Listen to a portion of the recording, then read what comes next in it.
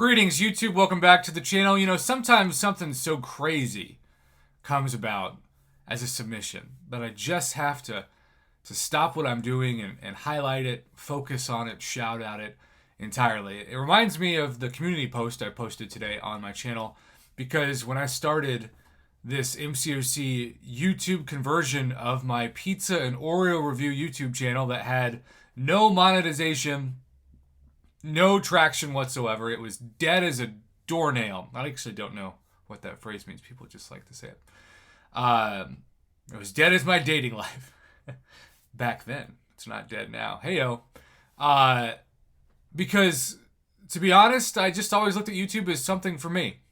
Just a way to talk about a Oreo or pizza and have it be something that I put out there, and mostly the only people who watched it were stoners living in their parents' basement. Not that there's anything wrong with that, or that that's a bad demographic, but it's certainly limited with outreach. So many people like Seaton and Rich the Man and Brian Grant and Legacy and Dork Lessons, my man, the Idolists back in the day, so many, the Analyzer, the list goes on and on and on. Inspired me to think, I'm going to do that. I had zero expectations, right? Well, I had less than 50 subscribers, a couple thousand views total.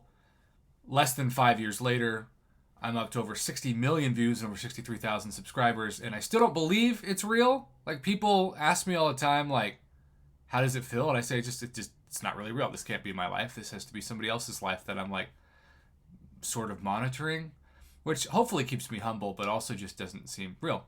With that being said, the best part of having a YouTube channel is that you can show whatever it is that you want to show on it, and if people like it, great, and if they don't, if it made you happy, I guess that matters.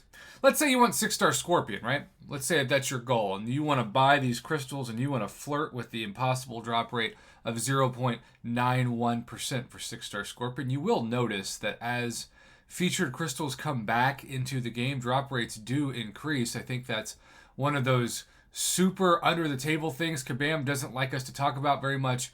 But when that 6-star Scorpion first dropped, it was like 0.03%.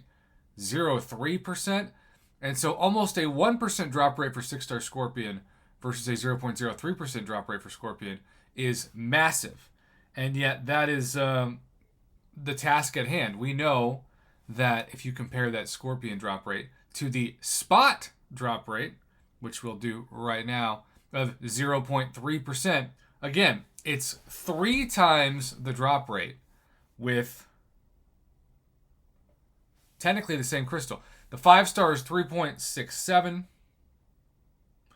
and the 5-star here is 1.5. Now, what's fascinating about this is the price doesn't change. It's just as the crystal evolves, Kabam makes it easier to get the champion. Now, easy is a subjective word. I don't want you to think that it's easy, because less than a 1% chance means technically if you were to buy 100 crystals, you shouldn't expect one 6-star, which is freaking insane because 300 units is about $10 worth of units. And so 100 of those crystals, of course, is $1,000 plus tax plus whatever the conversion rates are. That's different, and it does cost so much. Now, people have asked me over the years, because I like to hoard my units for my mental health in case there's a 30,000 unit offer that's totally crazy that could get me multiple ranked wars or something. You know, are you ever just tempted to throw all your units at crystals? The answer has been no, because I just know I'll have instant regret. But it is worth noting that this is the change that I think would help the community if they started it. Because you'll see the 6-star hero percentage doesn't change. It's still 3.6%. But that featured sure as heck does change. Even the 4-star and 3-star at 2 and 3% comparatively is an interesting difference of 5.13 and 8.15. And I don't know how this is legal. And that's probably going to be the title of this video. I don't know how this is legal because it's the same price. And it's especially fascinating that the drop rates are way worse for cash. Obviously, what makes this so nice now is the guaranteed 5-star, which I do believe will come heavily into the Ascension portion of this. I also, was I wrong? Didn't this used to be a 4-star? Are they really only guaranteeing the 3-star for $30? for those of you who open the Grandmaster equivalent of this? That seems like a terrible, awful, no good value. Huh. I always thought it was the 5-star and the 4-star. Guess I'm wrong about that too. Anyhow, I wish Kabam would fix this. I don't know why they haven't addressed it. They actually nerfed the daily special drop rates, which used to be 4.5% for a 6-star, and now are 3%. But at least it's a Nexus crystal, so that helps because the old daily specials with the 4.5% drop rates weren't Nexus crystals.